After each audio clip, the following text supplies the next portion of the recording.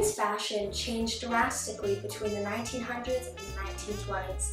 This era was known as the Reconstruction time period, which lasted 10 to 15 years.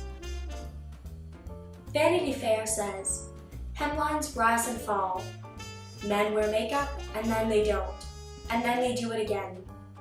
The one sure thing about fashion and beauty is that no style lasts forever, and change is usually right around the corner. The 20s were a time of change.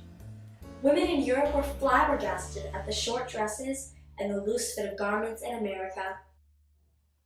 The 1920s were a dramatic time in the fashion industry.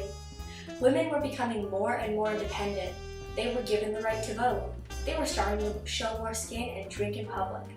Then the famous and controversial flapper dress was invented. The flapper dress was a short, above-the-knee, A-line dress with tassels sewn on the hemline.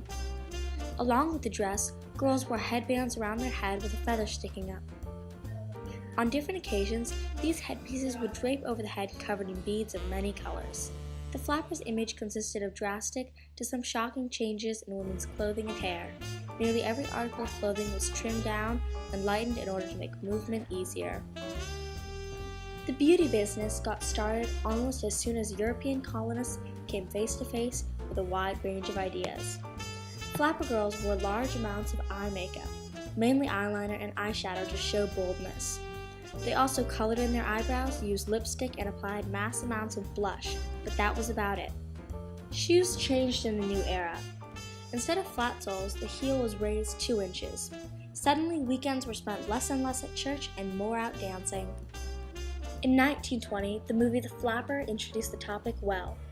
It was about a wayward girl named Ginger who broke the rules of society.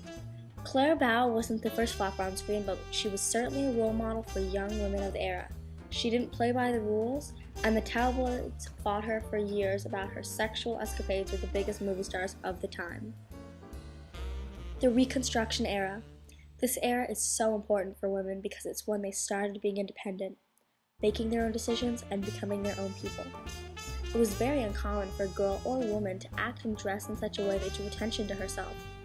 Soon enough, though, almost every teenager and young lady had bobbed their hair, shortened up their skirts, and started dating.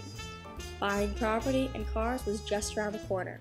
This was the start of a new era, a new vote, and what would forever change ladies in America.